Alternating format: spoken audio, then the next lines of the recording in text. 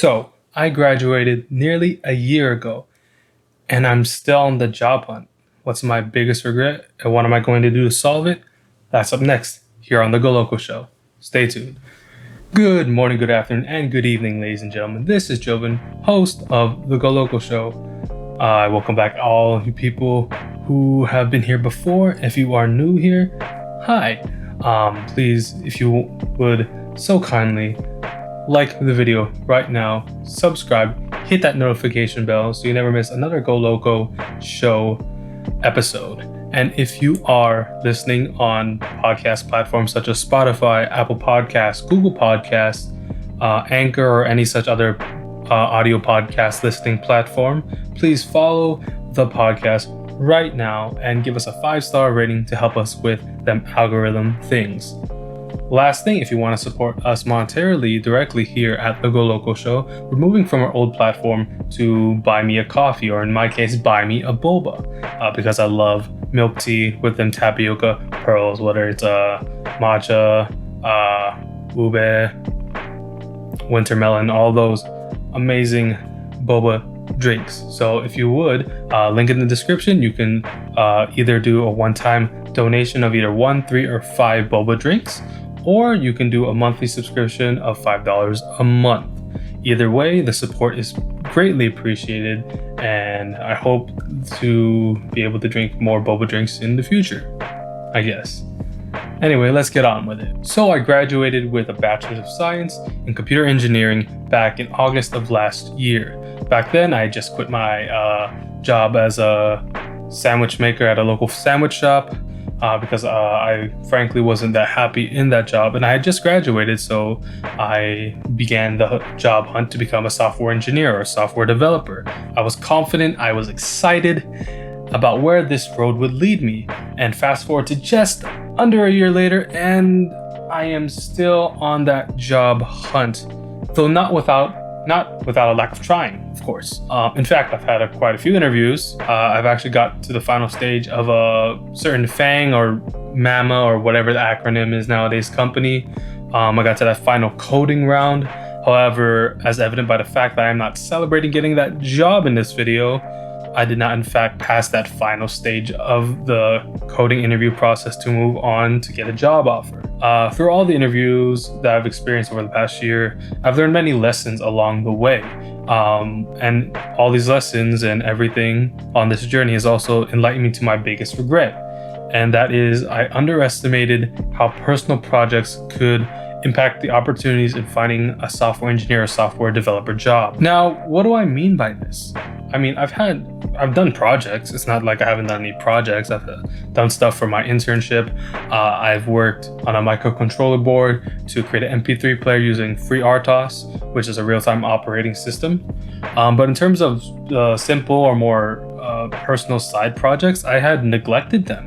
I hadn't even built a simple portfolio website. I had not even worked on a mobile application before. I haven't even dared to touch or even try to figure out how to use a database like Firebase or something. Why is that?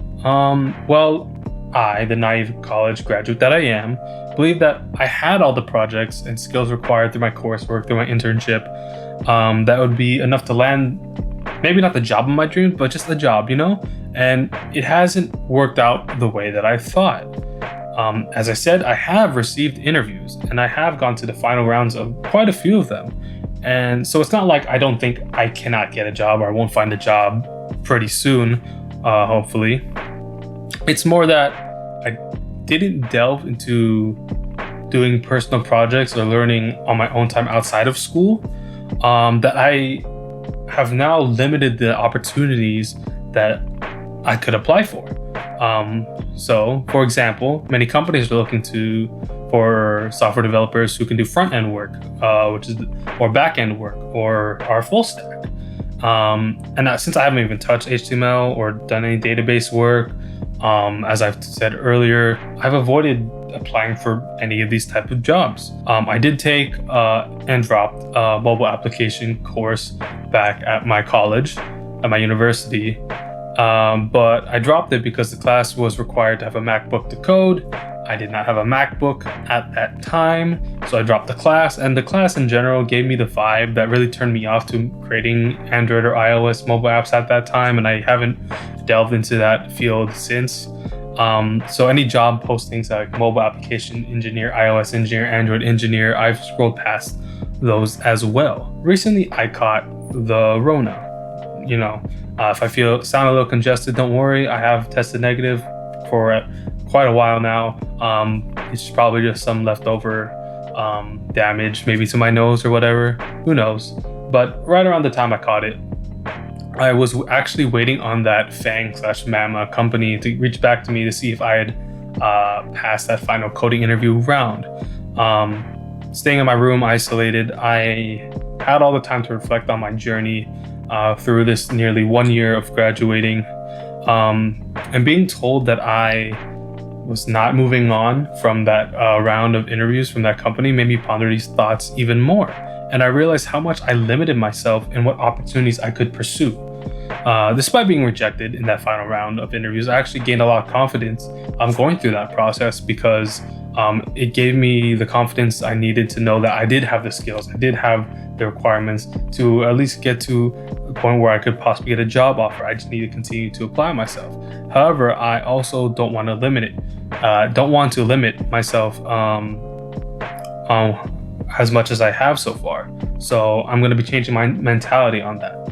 I will no longer be regretful about not having these personal projects or not doing more side projects or learning new skills. And how, you may ask? Well, first, I created my first website. This website is going to be used as both my portfolio for projects as well as my own blog, discussing my journey, learning such skills, creating more side projects, etc. You actually can see the part a little bit of here on the side right here. This is a blog section on my homepage. I actually have a sibling blog for this video under the same name on my website, thegolocoshow.com. If you go to thegolocoshow.com, you can see some of the projects I've worked on. You can contact me, and you can also look at my blog. And I'm going to be blogging my journey, learning my new skills, creating new projects, among other things. So for this website, I had to obviously learn HTML and CSS for both the structure and the styling of a website. How I did this, I actually watched the 2 tutorial videos from BroCode, the YouTube channel BroCode. He does both an HTML and a CSS tutorial separate. He also has one where they're together, but the ones I did were the HTML and CSS, which were separate tutorial videos, which are just an hour long, so just enough to get the basics, to get practical use out of it, and so I wouldn't be stuck in tutorial hell and watching every single thing to figure out every single part of HTML and CSS. And this website also has some JavaScript in it, though I am not well versed in JavaScript. I was able to use Swiper.js to create a scrolling portfolio of all my projects.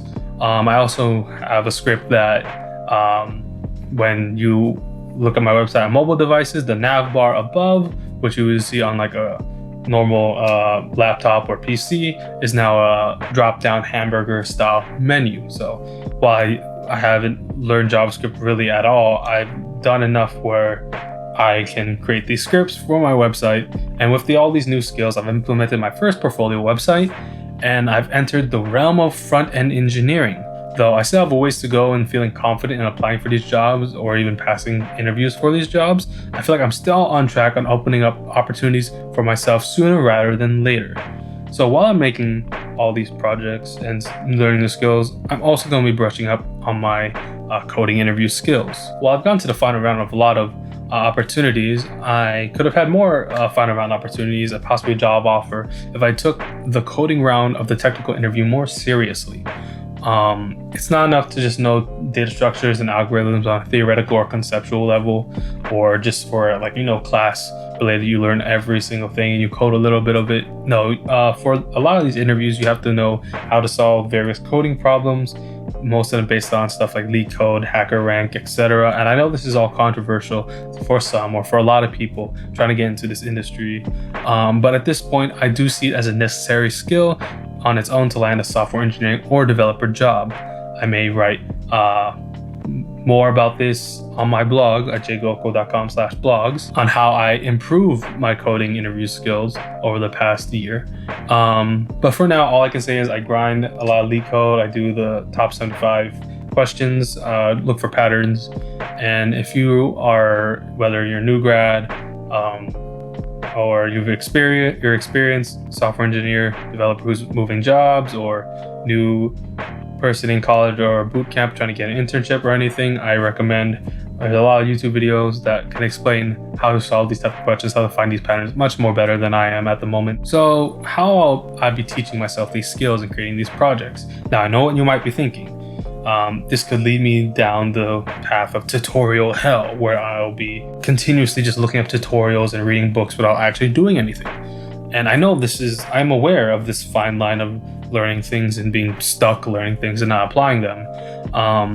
So I'm going to try to find resources that are actually going to be more practical, whether they code with them, where they have projects within, so I can practically learn how to use these skills and make projects, rather than just learning all syntax and continually reading and trying to master something, when in reality most people don't master most languages to 100%. They look up Google, they look up Stack Overflow, of course, on the actual job. So that's what I'm going to be doing. So some options I'm looking into this aspect of practical solving are either automating the boring stuff with Python, or 30 days of JavaScript, which is a GitHub repo which teaches JavaScript in 30 days. Both seem like good starting points for me, and while I have some experience in writing scripts for both of these languages, I'm no means even an expert or intermediate level developer, maybe not even beginner level for either language. So I'm going to be looking into that. I might also be looking into mobile applications once I get around to that, just because I feel like I gave it a bad rap back during school. No matter what I choose, I'm going to be making an effort to document my entire journey through my blog and occasional updates here on The GoLoco Show. I'll give updates to what I'm learning. I will post things to try and reteach skills that I've learned, and I'll give updates on any projects and any progress on landing a software engineering or software developer job. If you made it this far, thank you for watching or listening to me on The GoLoco Show. If you would kindly, please like the video right now. Subscribe, hit that notification bell. If you're on an audio listening platform, please rate 5 stars, follow the podcast so you never miss another GoLoco Show. If you're on YouTube, please comment down below if you've had a similar experience to mine in which you were stuck job hunting and you realized you need to do something about it. I would like to know all your stories down below. If you are not on YouTube and you still want to share your stories, you can send it on my contact page on my website, jgolco.com. Scroll down, there should be a contact form in which you can send me any stories, advice, anything you want.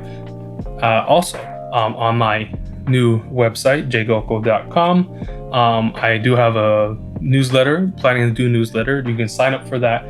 If you scroll all the way down to the footer of the jgolco.com page, there you can just put in your email, and when blogs update, I'll send out newsletters. If I'm working on this project, I'll try to send out maybe weekly or daily, depending on how much time I have. Don't expect a set schedule for that. So until next time, wherever and whenever you are, I hope you are having an amazing day. Peace out. Signing off.